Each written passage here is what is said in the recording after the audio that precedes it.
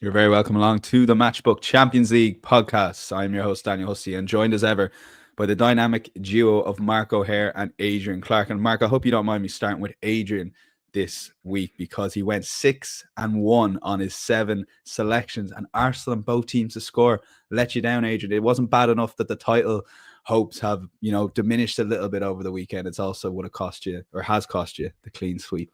Clean sweep. It was on. And look, what was it? Half a foot offside. In the build-up as well. It was very, very frustrating. A goal pre-VAR that absolutely wouldn't have been disallowed. So we have to take that on the chin. But no, 6 out of 7. I was chuffed to bits with that. Yeah, really, really happy. So and some decent prices. Obviously, a long shot in there. Best bet at Grimsby was nice and comfy. So. Yeah, one of those weeks to sort of, celebrate, I guess. Yeah, so you had Brentford both teams to score 5.0. Really, really good strong bet. And then Grimsby, of course, away to Morecambe. Mark, on the Bet Builder, we do a podcast Bet Builder, as listeners know, money back special every week. I think we saw record numbers this week getting it, and it was a winner, 2.5. Chelsea double chance, both teams to score, and the under 69.5 booking points. And on that under 69.5 booking points, Mark, I know it was a short price, but you could see early on Taylor was doing his best not to give cards. That even though he gave, I don't know the numbers, maybe 4 or 5 bookings, he did everything he could not to give any of those 4 or 5 bookings, as some people will waiting on bookings in their bets will tell you. But sum that game up for us, because it's one of those breathless Barclays games that you just don't know where to start analysing it. Exactly, yeah. It was tremendous end-to-end football. That first half was breathless. It was fantastic from the neutral perspective. And I guess we spoke about the match on Thursday, and Thursday night Spurs put in a stinker away at Bournemouth, didn't they? And I wondered whether the both teams to score element of that particular wager was going to come under pressure the way in which Spurs played against Bournemouth. But they were absolutely fantastic in that opening sort of 15-20 minute salvo. Had Chelsea on the racks really, but sort of shot themselves in the foot with some really, really awful decisions and some poor defensive play, set piece issues again. It's just the same old stuff really with Tottenham at the minute, which is very, very frustrating for supporters. And Postecoglou, understandably, now starting to feel a bit of heat there too, which is a shame really, because I really like him and I think as a character, and his style of football is a breath of fresh air for the Premier League. But full credit to Chelsea. They wrestled back control after the first half hour and did look very good. And I know they keep being in denial about being in the title race. I think it's hard to sort of discount them at the minute, the way they're playing and how many goals they're scoring. But we say it every week, defensively there are still Achilles heels there. And it'd be interesting to see how they go from here. But absolutely fantastic game. One of the best games of the season so far, I'd say. Yeah, brilliant. Sometimes when football's played like that, you just got to sit back and enjoy the game and forget everything else for those 90 minutes, what it's all about at the end of the day. We did want to cover, we cover Premier League every week, so we're trying our best to get as many of the European heavyweight games, which I guess this format does give us each week. So the 4 games we're covering: Dortmund versus Barcelona, Juventus versus Manchester City, which will be our money back special, so stay tuned for that. Atalanta versus Real Madrid, and Leverkusen versus Inter. Any other bets, long shots, and best bets, insights.matchbook.com. If you want a full recap, we do see loads of you guys going over there on a Saturday and a Sunday. Great recap to keep an eye on the guys' bets throughout the weekend or the week. And of course, check out the Matchbook Betting Exchange. You can get all these bets that we put up best price on. That's the nature of the exchange. But of course, you can do bet builders now, which are proven quite popular for those punters that just want a bit of fun, £10 bets, that sort of thing. So do check that out on the Matchbook Betting Exchange as well. Let's start with Borussia Dortmund versus Barcelona. Take a look at the betting that we currently have on matchbook.com. We're recording this Monday afternoon. Dortmund are 3.3 underdogs to Barcelona, who are 2.18. The draw is 4.1. Both teams to score is set at 1.47, so quite a short price. The Asian handicap line sees Dortmund get a quarter goal head start. That's 2.06, and the total for this game currently stands at 3.5. Unders, it's the favourite though at 1.8. Mark, we'll start with you. I guess tackling a game like this, where you sort of looking for, because the market is screaming goals to you. Is there going to be goals, or maybe just a couple of goals and perhaps a little bit of caution in there too? Yeah, I think that's fair. I think there will be a few goals. It's difficult to sort of oppose goals when these kind of teams are on show. Should be a decent watch. Both sides are on 12 points after their first 5 games. Both sides in the top 8, but only 2 points inside that top 8 as we enter the final 3 match days. So, it's not really in the nature of either team or club to play sort of try and preserve what they've got. Dortmund have a trip to Bologna and then Shakhtar. Barca go to Benfica and then host Atalanta. So both will feel there's definitely work still to be done. So I hope both will give it a decent go. I think they will, based on how they sort of set up at the weekend. But yeah, I thought it was a tricky enough contest. I'd certainly favour Dortmund of the two as a reasonable underdog here at 3:30ish. Yeah, you can get them on side of the half goal start around 1.8. Under Nuri Sahin, they've been pretty ropey on the road, but rock solid at the Westfalen Stadion. They've actually tabled 8 wins from 9 unbeaten games at home this season. The only game they dropped points was the Klassiker, where they competed very well against Bayern Munich. Obviously, last year they beat PSG, Newcastle, and Atletico on home soil, so they won't fear Barca. They've got plenty of punch in forward areas. Girassi and Maxi Bayer, 2 summer signings, have been playing really well together. But the star of the show has been obviously Jamie Gittens, a young English winger who's now scored in each of their last 4 games. Some really, really impressive goals as well, if you get to check them out.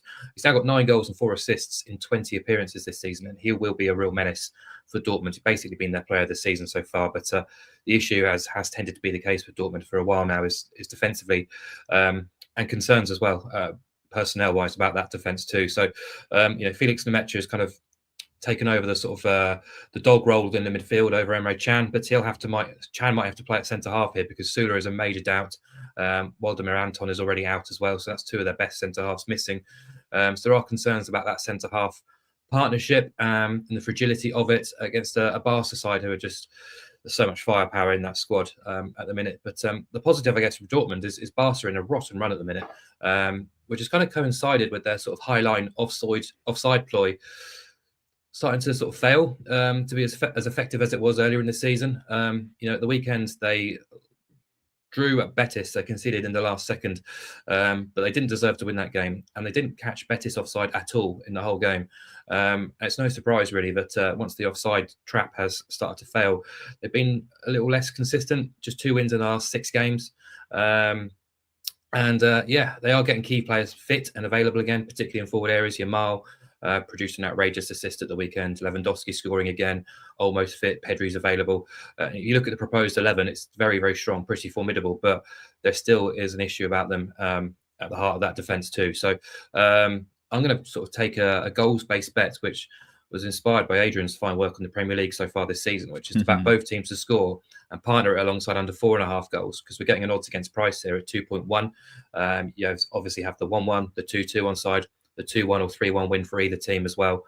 I think that's quite a nice array of correct scores for a game that should entertain, but not completely convinced it kind of escalates into a sort of 5 or 6 goal game. Dortmund at home will give it a go. Barca, with Yamal, Olmo, Rafinha, Lewandowski, almost always guarantee a goal or 2. So it should be fun. I think both teams will give it a good go. Happy to back goals and just sort of take the result out of the equation. Yeah, like you were going from 147 with both teams to score to 2.1, just adding in the under 4.5 goals, which still gives you a lot of correct score ranges on side. Adrian, you're an influencer here on Mark O'Haire's betting. You've come a long, long way. I think I really do. That makes me as happy as the 6 out of 7 at the weekend. That does. So yeah, no, it's good. It's good. Look, it's hard to disagree with anything that Mark said there. Really, he's covered a lot of it. I've found a slightly different angle if you want a bigger price, and that's to go with both teams to score and the draw. That comes in at 4.1, so it effectively doubles that price of 2.1. I just think with them both sitting pretty inside the top 8, if it is level coming into towards the final sort of 15-20 minutes, it's not a result that is unsuitable for either side. I think they might take it. So effectively what we're backing here is the 1-1, the 2-2, or even the 3-3. Barcelona, I would expect to concede here because Dortmund, as Mark said, are fantastic at home. But Barca on the road in the Champions League, not great. Only 1 clean sheet in their last 11 in the competition. This year alone, they let in 2 at Monaco, even let in 2 in Belgrade, so not brilliant, and no clean sheets in their last 5. So I'd expect Dortmund to score, but I definitely expect Barcelona to score as well. The guys are on fire, aren't they, at the top end of the pitch? Lewandowski, Rafinha having a cracking campaign, Lamine Yamal, very special talent, and then you've got Pedri and Olmo in midfield as well. So yeah, I do see both teams scoring, but yeah, if you have a fancy for the draw, then it stretches it out to to 4.1. Dortmund have drawn their last 2 games. Barca have drawn 2 of their last 5. It's not beyond the realms of possibility, is it, that this one ends level in an exciting match? So that's my selection. Okay, yeah. So can't really disagree or put you off with either of those selections, really. If you want a bigger price, both teams to score, and the draw is 4.1 for Adrian, but we will lock in the safe option here. Relatively safe, both teams to score in under 4.5 goals. We are getting above even money for that 2.1. As Mark alluded to, that's third versus fourth. Let's move on to a game near the mid-table / bottom of the table-ish. It's hard to explain. Just Google Champions League table while you're listening to this podcast. It'll be a lot easier. Juventus 4.2 at home to Manchester City, who are 2-0-4 favourites on the road. That'll be interesting price now. See what the lads think. Draw 3.6. Both teams to score 187. The Asian handicap line is effectively Juventus double chance at 194. That's plus 0.5 if betting on the Asian handicap. And the total is 2.5. Pretty even Stevens here, under slight favourites at 1.9. Mark, might go to you first before Adrian locks in maybe a more solid play. You're looking at the draw here. And I guess when looking at the draw, are you looking at situations where with 30 minutes to go, maybe as Adrian said in the last game, that both teams would sort of settle for a point? But it was easier to see that in the last game. With this one, would they both not be looking to try and sneak a win to get up the table? Or is it just a game that you see these teams evenly matched? Yeah, not the former, maybe more of the latter. Just, if I could try and oppose both teams here, I might even consider it, because that's almost the approach, because neither are really putting their hands up and are a massively attractive proposition right now. I think the draw has to be a runner. I'd rather trust Juventus at the lines and prices than City. City did go off at 176 at Palace on Saturday, which looked a very big price on the surface of it, but again failed to impress. Injuries biting yet again. But Juventus aren't full strength here at all either. But City go to Turin without Rodri, Ake, Kovacic, Stones, Foden and Akanji to be assessed, considered doubtful. Kyle Walker's decline, causing big issues again. Dreadful marking at the weekend. Gvardiol's form has gone haywire over the last 6 to 8 weeks. And I just feel poor Rico Lewis is getting shifted all around the gaff to try and plug some holes at the minute. And they're just a mess defensively and just cannot be trusted in that regard. Pep clearly not in a good place either, almost in denial post-match in his sort of comments to the press and bristling at kind of being questioned. And he was sort of saying his team weren't tired and the red card was decisive at Palace, but they had a full complement of players for 80 minutes of that match and they still didn't sort of shoot the lights out as they would expect to do so. So it's all looking rather bleak by that Forest game, and even that Forest match last midweek wasn't as convincing as the scoreline suggested. Forest had opportunities. So it's now 1 win in the last 9 across all comps, 6 defeats in that sample. So, I'm prepared to oppose them or not get them on side at all, even at sort of odds against quotes. Juventus plus half a goal is a runner. I'm just not completely convinced that their style, their approach is suitable to beating a side like Man City. We questioned it away at Aston Villa. They got that draw on match day 4 or 5, whatever it was. Now Juve finished with Club Brugge and Benfica, so they might see a point here as a positive result and expect to do the job in the last 2 games. But I'm not as hot on Juve as I'd hoped. They don't have the sort of style, the speed, the transitional play to sort of hurt City in those key moments, I think. But overall, they will be a match for City, even though there's no Cambiasso, no Bremer, no Cabral. So defensively, they are sort of short. They're hoping to have McKennie and Douglas Luiz back available, but both have missed matches recently. They were pretty unconvincing for the most part against Bologna at the weekend. It's now 7 draws in the last 9, but they have lost just once all season in 20 matches. It's just the fact that 11 of those have ended all square. So they're doing enough, because they're basically just starving teams and sort of squeezing the life out of sides with their possessional play, but not doing enough in the final third. And that's why I thought, having originally penciled in Juventus double chance and under 4.5 goals here, I'm actually just going to put the draw up at a bigger price at 3.6, because I can certainly see a case here where Juventus do enough just to survive in the game and take a point and sort of work towards those last 2 games. And City, I just don't want to trust them at the minute. I'm happy to walk away and leave them alone. Okay, swings at big prices for both guys in the first 2 games. Just shows you maybe a bit of an unpredictable week. The draw is 3.6 for Mark. Adrian, Mark spoke about maybe wanting to lay both sides. You're effectively going to lay Manchester City here. I mean, what's going on? Mark actually touched on that bit of a drift late on Man City against Palace. I'm sure sucked in a few people on the Matchbook betting exchange, 1.7-ish, close to 1.8 away to Palace. But it wasn't obviously the right bet in the end, I guess, in hindsight. The point is that you're looking at City 204, and normally away to any side, you're thinking that's probably a good bet, but not this time. Yeah. These are different times, aren't they? Yeah, look, Mark's outlined it. You know, they've got a lot of players missing. A lot of the guys that are on the pitch aren't delivering. You know, Walker and Guardiola have been terrible lately. So, you know, that is a real issue. The return of De Bruyne is big, isn't it? And that definitely inspired them in that win at home to Nottingham Forest. When he's on the pitch, they've always got a better chance of scoring goals, of winning matches. But Juventus away is a tough game. Not many teams win there. If you park the Stuttgart loss, which happened in this year's competition, real shock result where Juve got beat 1-0 by Stuttgart. You've got to go all the way back to February for the last time Juve lost at home. You know, they're very, very reliable in front of their own supporters. During that run, loads of draws, 10 of them.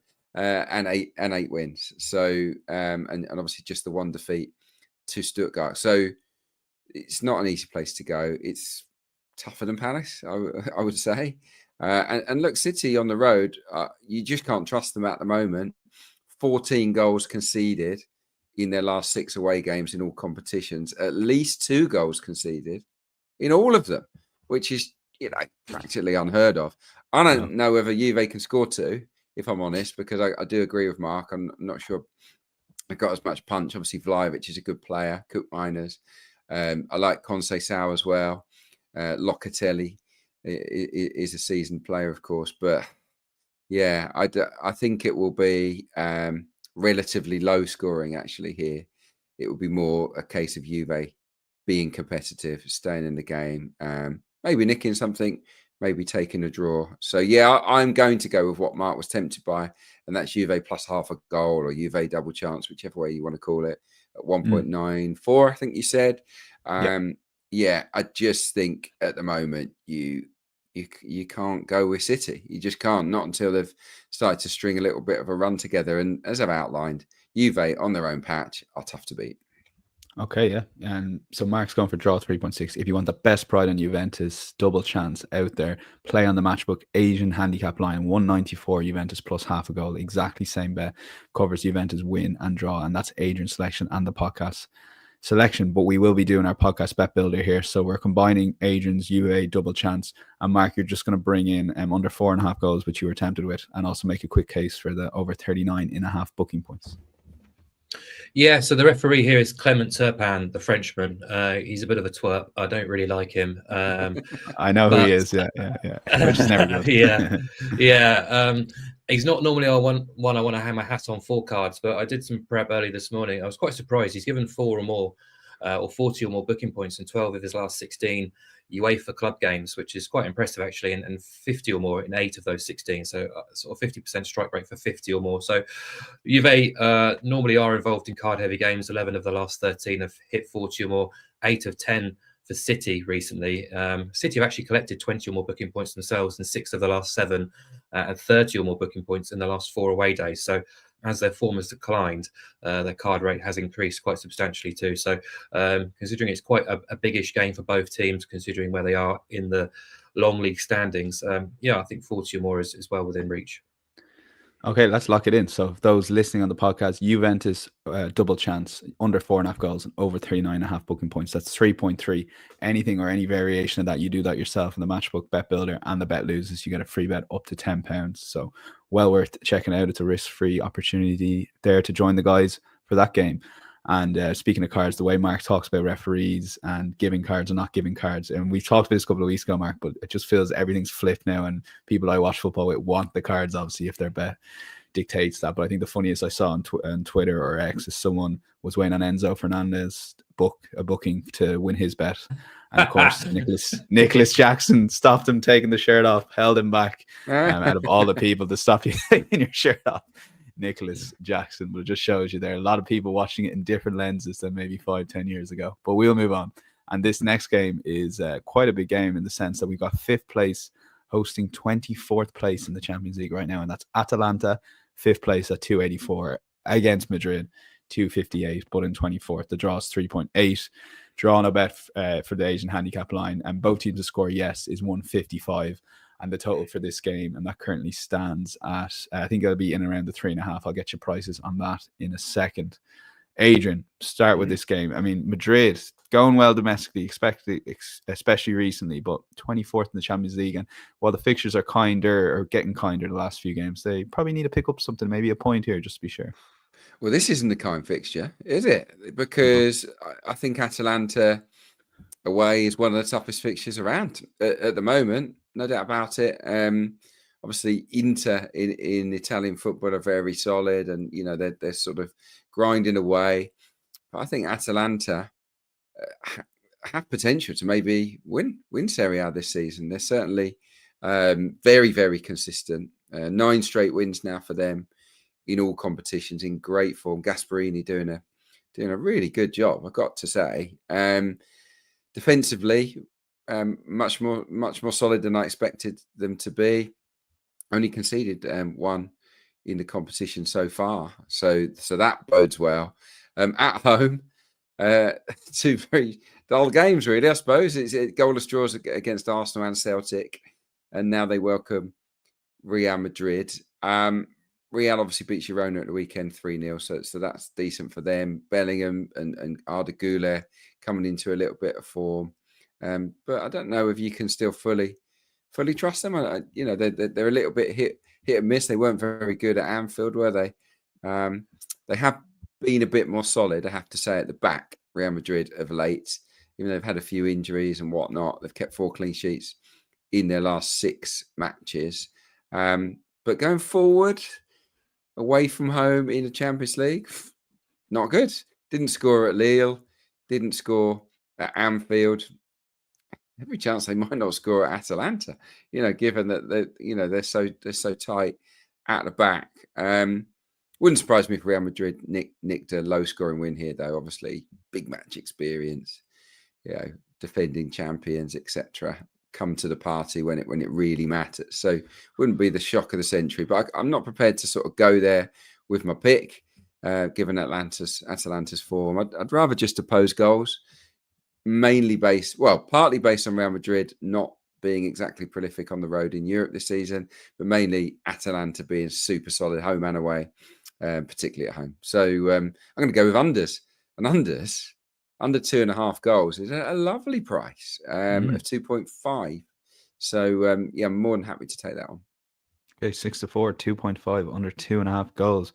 Adrian's backing against goals, Mark. You're sort of in the middle again, where you want to get both sort of terms on side, and the both teams are scoring under 4.5 goals. And it will be interesting to see where we are maybe at the end of the season backing some of these, because, on the face of it, if you are looking at both teams to score, the lift from 155 to 205 is quite big if you incorporate under 4.5. Yeah, I agree. Like it's a fascinating match now from Real Madrid's perspective. They've lost 3 of their opening 5 games, which is unheard of in this competition. They're occupying the final berth in the top 24. And Carlo Ancelotti said after losing against Liverpool on the last match day that that's the aim, to finish in the top 24, which just feels incredibly generous to a side who've just been defending champions.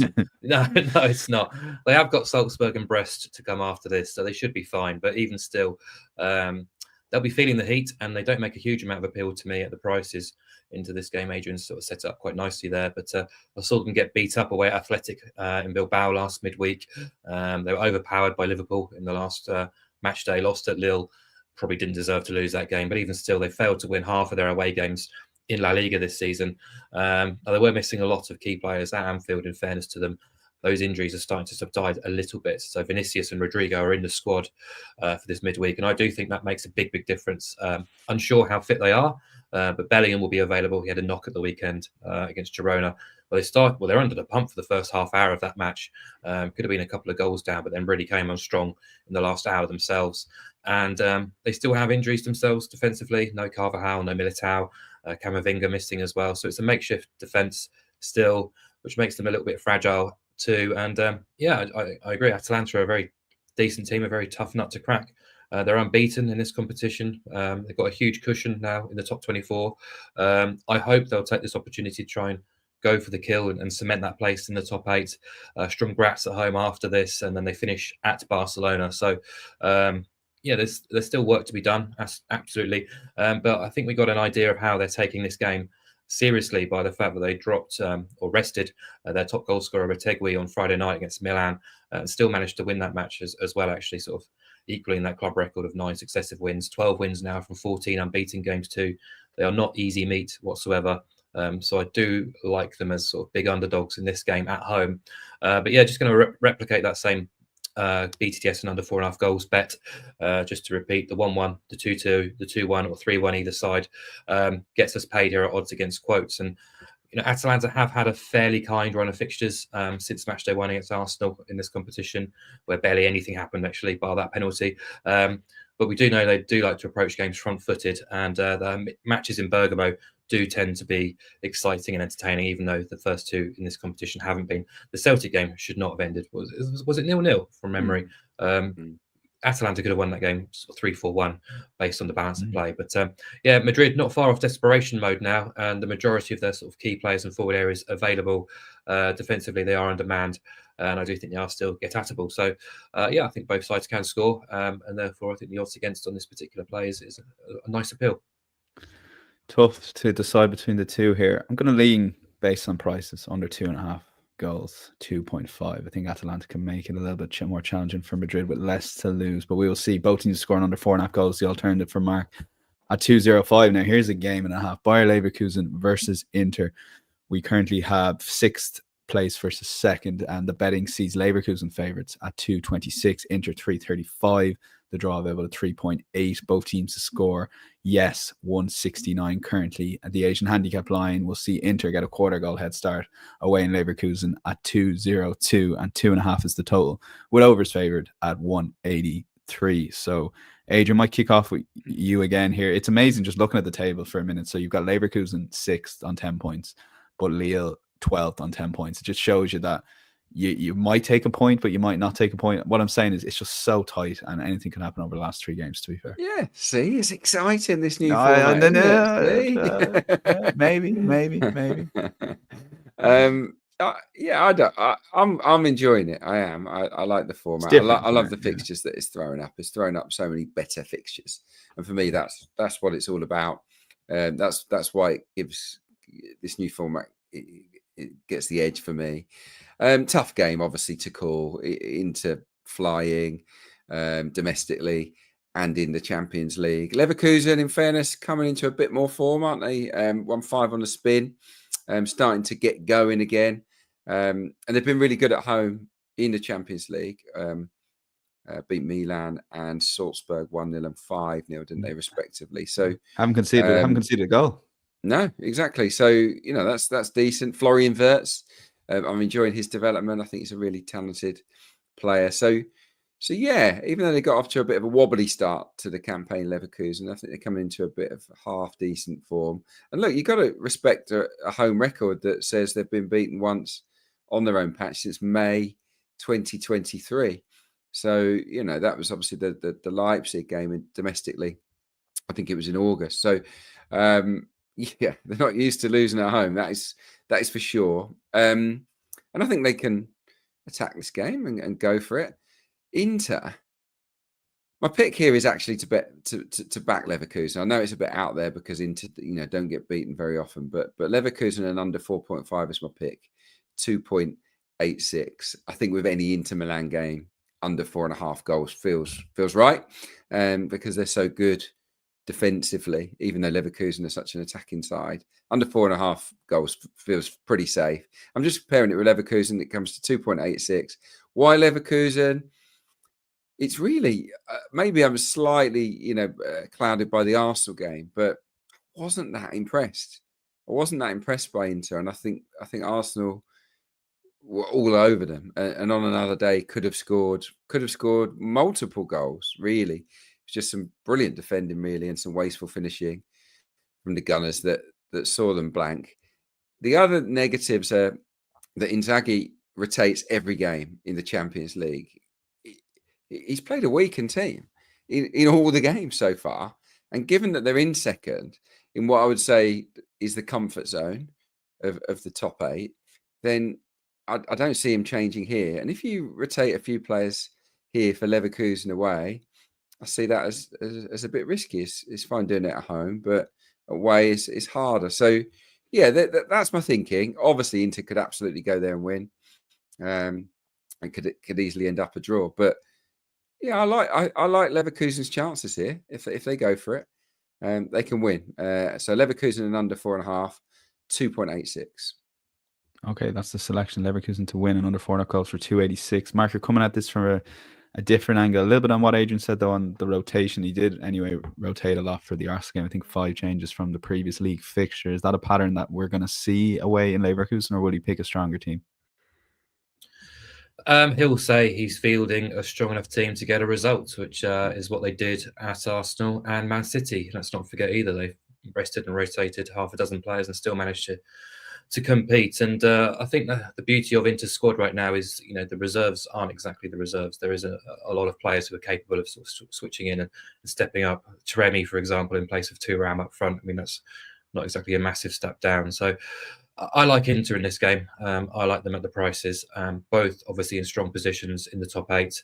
Just the one defeat between them, Leverkusen's, was at Anfield, but they recovered pretty swiftly to smash Salzburg last time out. And this feels a bit like Beauty against the Beast, and I want to side with the Beast in Inter. You can get them at a nice price on the nose. You can get them on side in various ways. I'm going to back them double chance and under 4.5 goals, similar to Adrian, but just opposing his view on Leverkusen winning. Got a range of correct scores on side there, the draw and the away victory. I don't expect it to escalate, nor does Adrian. But neither team lose regularly, but I don't think it's a massive surprise to see Leverkusen sort of struggle to maintain last season's standards. And even at the weekend against St. Pauli, started strongly, but ended up a real grind to get that result. And look, it's 5 wins on the spin, which is commendable, but none of them have been totally convincing. They beat Bayern in the Pokal, but Neuer was sent off very early doors. And really sort of struggled for inspiration against 10 men for a large part of that game. They're both of their 2 centre forwards, Victor Boniface and Patrick Schick, both injured, which means Florian Wirtz might have to play as a false 9, which I think you lose a lot from him individually as well as collectively if he's in that position. Defensively, I do think they are penetrable, whereas I think Inter are just rock solid. As we say, yet to concede in this competition. They've also lost just once all season. That was the derby back in September. They're allowing the lowest quality of chances in the tournament when you look at sort of average XG per shot. Up front, they've got loads of options and quality. Mkhitaryan's playing out of his skin at 35. Barella and Çalhanoğlu are still contributing. To me, they're just a very well-oiled machine. It's hard to pick holes or faults in them. And I do think they can get something out of this game. So the low-scoring draw is a big runner, I think. But I want to get Inter on side to get something out of the game as well. So just adding the under 4.5 goals boost the Inter plus 0.5 price a little bit more. Yeah, tough one to. I'd ultimately myself be sitting this one out, I think. But I'm going to lean Mark Inter double chance under 4.5 goals. Just feel they can get enough there to maybe sneak a draw in Leverkusen. And we'll get on to any other bets. Those that watching or listening, insights.matchbook.com, you get a full recap of all the guys' picks. Some nice comments coming in there. Big thanks to Adrian. Your Brentford bet landed very well. The people love the long shots, Adrian. Feyenoord double chance. Brentford both teams to score. That's the headlines. They remember it. But no, great shout. And it always felt it was happening, even at 2-2 and stuff. It just felt like Brentford were knocking on the door there. So fair play. You've got one selection in our any other bets, Adrian. It's Benfica versus Bologna. It's hard to beat Bologna. They've done a lot of okay things, I think, in the Champions League, and just somehow ended up 33rd with 1 draw and 4 defeats, and very unlikely, I would say, to make the top 24. So definitely must win for them. Yeah, and that's where I'm coming at, actually. That's the angle I'm looking at here. I don't think they are a bad team at all, Bologna, but little things haven't gone their way in the competition. They've been competitive without getting the right results, and they've struggled to score goals. That was a problem. So he got one in the last game, I think, against Lille. But yeah, 5 points off the top 24 is kind of win or bust, isn't it? They've got to go for it. Yeah, and I think they might as well. So I think that Bologna will go with a more attacking mentality than they might have done earlier on in the competition. They've scored in 5 of their last 6 games. They did get 2 at Juve last time out, which is is no mean feat. So they'll take a little bit of confidence from that into a game where really, they've just got to release that handbrake and crack on. Benfica are very good at home, aren't they? We know that. They score goals as well. They've got 10 10 goals in the Champions League this season from their 5 games. So they're averaging 2 themselves. The only blank was Bayern away. So, no disgrace in that. Brilliant winning against Monaco in France. That was a terrific result. I didn't see that one coming. So, yeah, I just think that Benfica at home, excellent side, good record, almost always score. Can see that happening. But Bologna, yeah, it's game state, isn't it? It's where they're at in the competition.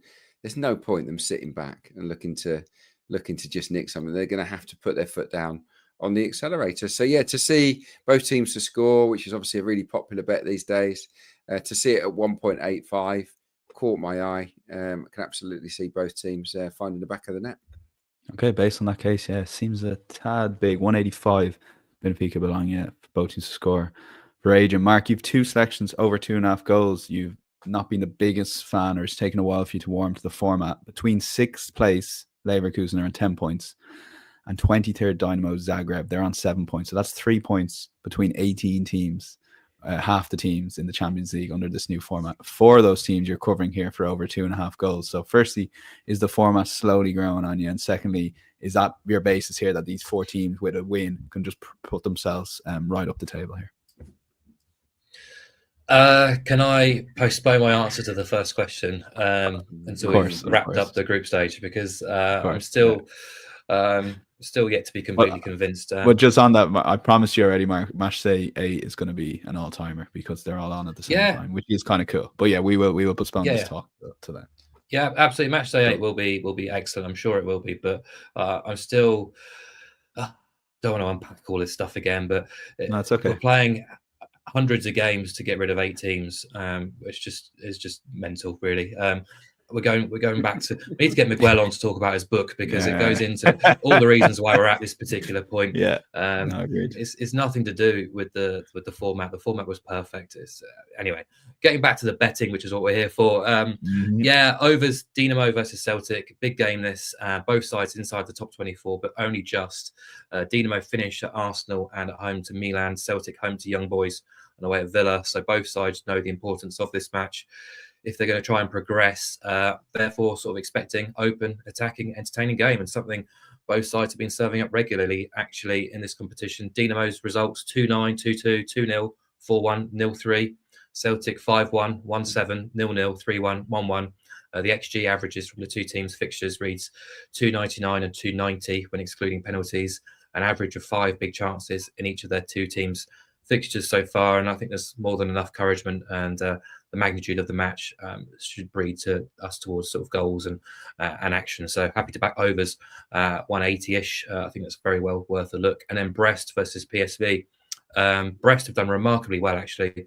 Their first ever Champions League campaign. They've got a 6-point cushion over the top 24. They've won 3 of their opening 5. Their only defeat came against Barca. They've taken 4 points from their 2 home games so far. And that's despite not playing the home games in their own stadium. They're actually playing in Guingamp, which is a 90-minute drive away, which makes their efforts even more remarkable, really. It also means this match against PSV is effectively at a neutral venue again. So their domestic form has really toiled because they've been putting a huge amount into the Champions League, but their counter-attacking approach has been causing teams some real problems. And I think they can contribute to what should be a fun game against PSV, who will be targeting sort of a victory themselves because they're only inside the top 24 by 4 points and finished against Red Star and Liverpool. So they completed that sort of remarkable turnaround against Shakhtar last time out. But yeah, they're just goal heavy all the time, really sort of foot down type team. They've scored 56 Eredivisie goals in the 15 games, which is the highest tally at this stage of a season in the Netherlands since 1987. Just crazy numbers. They scored in all 5 Champions League games. Both teams have scored in 4 of those, overs in 3 of those. Brest have seen overs in 4 or 5 Champions League, scoring in 4 or 5, BTTS in 3 of those 5. So, yeah, just again, considering the circumstances, expecting goals. And I think if you can get over 2.5 goals in the PSV game around about the 1.8 mark, it has to be worth consideration. So happy to put it up here. Okay, those 2 games, Zagreb home to Celtic and Brest home to PSV, over 2.5 goals in each. Individually is both the same price, 181 for Mark. Let's move on to long shots. And Adrian, again, I think it's important just giving context. 22nd versus 10th here. We've got Club Brugge at home to Sporting, but you fancy the home side here to maybe get a win and pair that with an undershout as well. Yeah, look, obviously it's all change at Sporting with Amorim joining Manchester United, and we only won their first match in the cup. I think it was 6-0. Obviously, Arsenal went there and annihilated them. I didn't think they were shocking in that game. Sporting, actually, they had some pretty good pieces of play. They could have scored goals, but their response to that Champions League mauling from Arsenal has been shocking. They've lost their last 2 league games to Santa Clara and Moreirense. I don't know if I've pronounced that properly. 2 teams. I'll level with you. I know nothing about, but they've been beaten by them. So they come into this in a fragile state. They come in under pressure, and not feeling anywhere near as confident as they might have done. Club Brugge or Brugge, I thought they impressed at Celtic. Probably the better side in that game. They outshot Celtic, who have been great this season, haven't they? Picked up some superb results as well in Europe. They had a hard-fought win at home to Villa, remember, Club Brugge. Outshot Villa on the day as well. And they're obviously strong at home. They've won 5 in a row at their own ground. They've won 8 of their last 10 games in all competitions, Bruges, home and away. So, yeah, I just think if anyone has got the chance of delivering an upset, a realistic chance anyway, I would say it's Club Brugge at home to an out-of-sort Sporting. 4.9. Okay, yeah, and look, Yeah. Adrian's been doing okay on long shots. The rumors are. Sorry, I don't think I explained on, that. I'm going under 3.5 goals with that. Yeah. So it's not just on the nose. I'm going to go under 3.5 goals, because that takes us into a more of a long shot territory. But Bruges have been involved in quite a lot of low scoring matches on their own patch. Cool, yeah. And if those listening, if you just want to take Club Brugge on the nose, you can do, of course, but combining with under 3.5 goals, 4.9. So whatever way the listener or viewer wants to go with that. And Mark, we've talked about maybe a small bit of the unpredictability about this new format. So let's just throw in a fivefold, win fivefold around 5.5. Let's do it, Mark. Make the case, please. Well, I've tried to sort of make it. It sounds quite lazy, and it's not a lazy approach at all. I've tried to sort of detail it here, and I'll try and surmise it pretty quickly. But obviously, just 90 matches played so far. But I've looked at the first 5 match days, and favourites have been pretty strong operators. I looked at it, 56 of 90 favourites have won, that's 62%. Then I looked at favourites below the 1.6 mark, 28 of 37 have won, which is a 76% hit rate. But if you look so far at the competition, the sort of short price favourites winning all seem to come in clusters. So Matchday 1, all 6 won. Matchday 2, the first night, 6 of 8 won. The first night of Matchday 5, 8 of 9 won. And I think Wednesday night looks like there's a good opportunity for something similar again. So I've got a 5.5 home team fivefold. Atletico Madrid to beat Slovan Bratislava, Lille to beat Strong Graz, Milan to beat Red Star Belgrade, Feyenoord to beat Sparta Prague, and Stuttgart to beat Young Boys Bern. I think that looks well worth a poke at the price considering, because funnily enough, the 5 away sides make up 5 of the bottom 6 positions for expected points so far. 5 of the bottom 7 for non-penalty expected goals ratio. All 5 are in the bottom 8 for non-penalty expected goals generated. 4 of them feature in the bottom 6 for the same metric conceded. And it's a very similar story for all the other metrics, including big chances. But the most convincing case for this bet, I think, comes in the fact that Slovan Bratislava, Sturm Graz, Red Star, Sparta Prague, and Young Boys have lost 21 of their combined 25 Champions League games so far, conceding 72 goals combined. So, yeah, Atleti, Lille, Milan, Feyenoord, Stuttgart, fivefold at 5.5.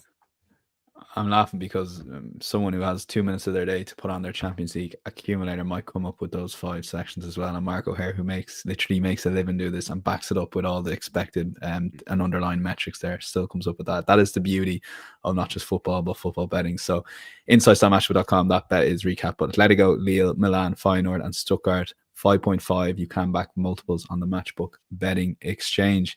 Adrian, best bet time in Liverpool. We talked about the rotation and Arnie Slot. I mean, very unlucky how that backfired, quote unquote, in some aspects with the game being called off on Saturday. Again, interesting-ish team selection here, what he'll do, because, another win would surely seal top 8 if they're not almost there already, given they're 5 points clear with 3 games to go. Yeah, he could rotate, I guess. But they've had the weekend off. They'll be nicely rested. And let's face it, the guys that have, been on the bench have come in and all performed really, really well. So yeah, I fancy Liverpool here to pretty much just seal it. Just put a full stop on it into the top 8. Girona lost 3-0 at home to Real Madrid at the weekend. They've struggled really against the best teams in Spanish football this season, against teams 5th or above, or inside, just basically against top 5 teams. They've let in 13 goals in 5 games. All of those matches have gone over 2.5 goals. And that's where I'm looking at here. Liverpool and over 2.5 goals. For the Reds, their last 4 away games have been goal fest, haven't they? All gone over 3.5. Some of them have gone over 4.5. They've been conceding more goals with no Konate. But they've been scoring goals for fun, Liverpool, haven't they? And I think they're more than good enough to go to Girona and cut loose a little bit. They've scored 23 away goals in 10 games on the road this season. They've scored at least twice in 8 of 10 road trips as well, Liverpool, and I think they'll score at least 2 here. But yeah, they've been conceding more, as I outlined. In terms of Girona, 7 of their 10 home games in all comps have gone over 2.5 as well.